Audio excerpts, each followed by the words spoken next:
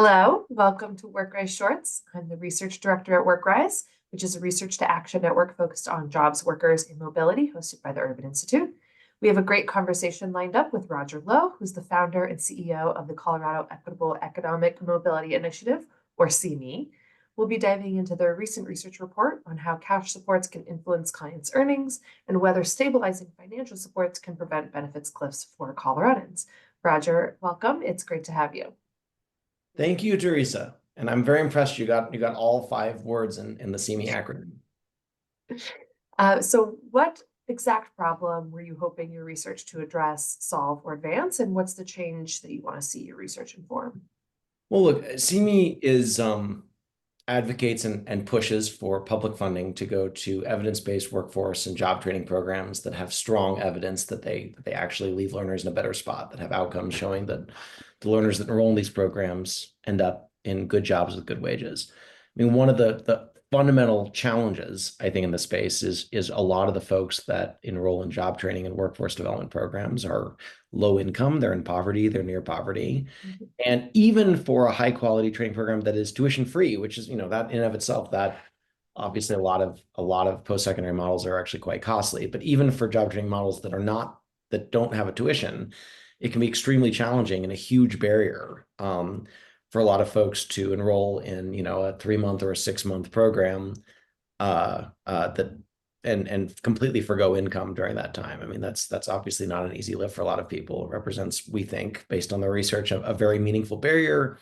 It makes the entire workforce and post-secondary ecosystem less equitable, less accessible, less inclusive. So we were very interested in this question of, are we able in Colorado, looking at some of the high quality training providers in Colorado, to build evidence that cash supports will make these programs more effective, more equitable, and more inclusive for the learners that they serve. Excellent. And what are your main research findings so far? Well, we're very encouraged that, this generous grant from WorkRise from Urban funded, 2 evaluations.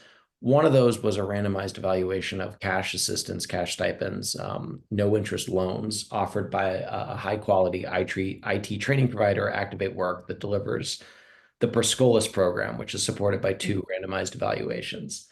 So it assessed the impact of a $2,400 no interest cash loan stipend, paid in increments of $800 over 3 installments over a 15-week tuition-free training program.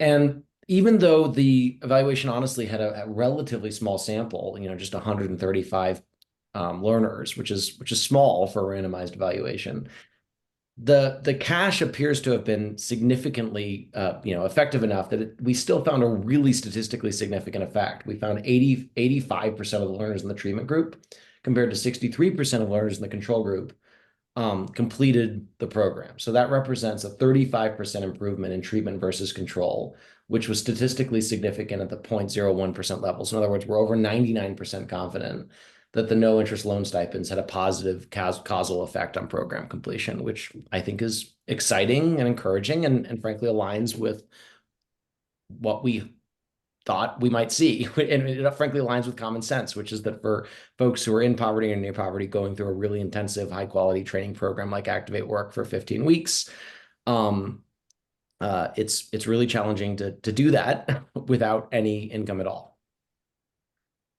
Excellent. So who are the primary communities you feel will be most impacted by these results? And also, how did you incorporate their voices into this research?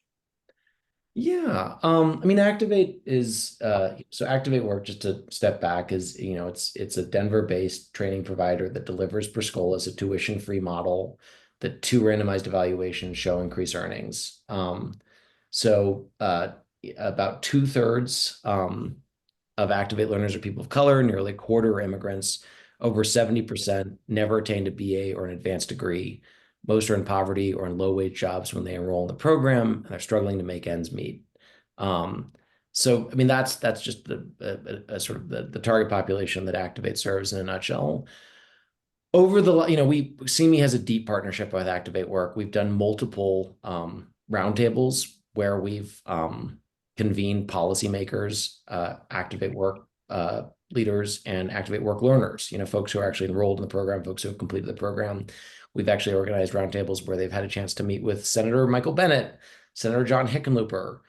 They've met with Governor Polis. We did a convening just a couple of months ago where they met with both of our U.S. senators and sort of talked about their experiences from the perspective of how that might inform the design of the Workforce Innovation and Opportunity Act. Senator Hickenlooper is actually on the committee in the U.S. Senate that oversees that. So we've had a lot of conversations with Activate learners, just more generally about like policy design, how we improve the workforce system. And frankly, this has emerged persistently as a theme, this challenge of, low income, the difficulty of enrolling in a program and foregoing wages for 15 weeks, that being a meaningful barrier. It's a theme that's definitely come up. Activate's heard it from their learners. We've heard it from Activate learners. It's one of the things that informed this entire project. It was part of why we jointly applied for this grant. And it informed the design of the research. That's great. I appreciate you talking about your engagement with these actors, these policymakers, and I'm wondering if those are the actors who are best positioned to advance your research, or if there's other actors and what they can do to make changes. Yeah, we're definitely planning to continue. I just mentioned a number of folks who are at the federal level. I think we're also planning to talk to, frankly, especially in the wake of the national election. I think that a lot of our energy may be spent focused on like state and local actors in the foreseeable future. I think we'll also be, in fairness, I think there will be a chance to have a conversation with folks in Congress about a reauthorization of the Workforce Innovation Opportunity Act. So, I think look, this is one RCT. I think it's very compelling. I think it's a very compelling finding. I think it adds to a growing body of research that cash stipends cash as a supplement to upskilling programs can be effective, can make an effective program more effective. We are planning on sharing these findings more broadly with a range of policymakers. We're also planning on sharing these with other funders. We're hoping to get additional funding so that the Colorado Lab, the lead evaluator on this project, can do an additional longer-term analysis of this cohort to look not just at program completion, but also on whether the stipends had a causal effect on employment and wages. And we're more generally, our posture coming out of this is really exciting, and we do need to continue to do more research on cash and cash stipends and no interest loans, and look at what is most effective. How does this how can we sort of continue to build the body of evidence that the cash around cash assistance and how it interacts with the workforce development system. So I think we're going to be pushing for more research. We're also going to be pushing for funding more things like this, whether it's no interest loans or just straight up cash stipends. I think we're going to make an argument that we need to continue to collect these outcomes and look and evaluate these programs, but that we also are cautiously optimistic, particularly now that we have these evaluation results, that cash stipends really do make these programs, more equitable. So it sounds like your findings are in line with the other research on cash assistance. Did you find anything that you didn't expect to find? Yeah, the second evaluation that we did of CO was a lot more nuanced. It was a lot more inconclusive. Ultimately, there was no statistical significance for the second evaluation. The second evaluation was not a randomized evaluation with the same methodology. Honestly, I would say we were pleasantly surprised. We were frankly nervous given, that this was an evaluation done in 18 months with a relatively small sample, that even if cash was effective, that we were not going to have enough statistical power to detect like statistically significant effects. That was frankly always something that we were nervous. So the fact that there was such a sort of a positive effect, even out of a relatively small sample size, was frankly surprising. And I think speaks to it, surprising on one level, but then when you think about just common sense, maybe it's not that surprising that there's such a statistically significant differential between a bunch of learners that are offered effectively a small income while they enroll in a program like this versus learners who don't. Maybe we shouldn't actually be surprised by that. Yeah, well, that definitely leads into some future research that's needed to expand on what that really means. Well, that's great. Is there anything else that I didn't ask you about that. You want people to know about your research? No, I mean, again, I want to be clear. CEEMI was the lead applicant and sort of the lead project manager on this. The lead evaluator was, of course, Dr. Alicia Clemens and her team at the Colorado Evaluation and Action Lab at the University of Denver. So they did a lot of the heavy lifting on the actual research. They're the primary authors. They did all the heavy lifting on the research, and they're the primary authors of the two evaluation reports. We're really excited about these findings. I mean, I guess I think the one other thing I'd call out is this the cash for the Activate Work Learners was provided by the Colorado Paid Forward Fund um, a- as sort of no interest loan payment. So that's, I mean, that's obviously different than just straight up cash stipends. I think there's an interesting question here about like, would it be even more effective if it wasn't offered as a no interest loan? I suspect it might be. One of the challenges that Activate reported is for folks in the treatment group, only about 50% of the learners that were randomized into treatment and offered these no interest loans actually took them.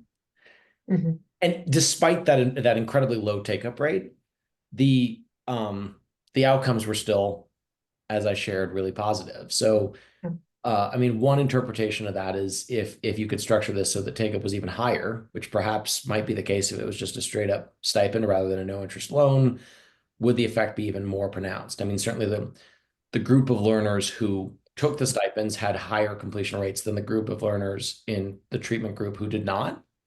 And it's probably reasonable to perhaps assume that the folks who took the stipends like needed it a little more on average. And so the fact that they still had a meaningfully higher completion rate, I think, speaks to the impact that I think that cash can potentially have. On the other hand, again, a no interest loan structure is potentially a little bit more sustainable and a little bit more scalable than straight up stipends if you're trying to think about scaling this more widely. So I think that's like a rich question to look at both in the research going forward and an important policy consideration going forward as well. Excellent. Yes, a lot more research to be done. Well, Roger, thank you for joining us and thank you for sharing your work and CEEMI's work with us. We're excited to see more work on this topic from you in the future. So to learn more about this research, anyone can visit the research and data page on WorkRise's website, workrisenetwork.org. And it's been great to talk to you today. Thank you. And Teresa, I would just add, we really thank you to Urban and WorkRise for Yeah.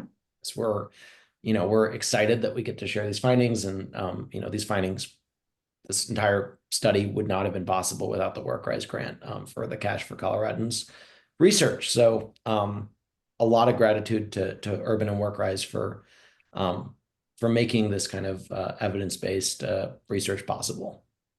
Thanks. We're happy to be part of it. Thank you so much.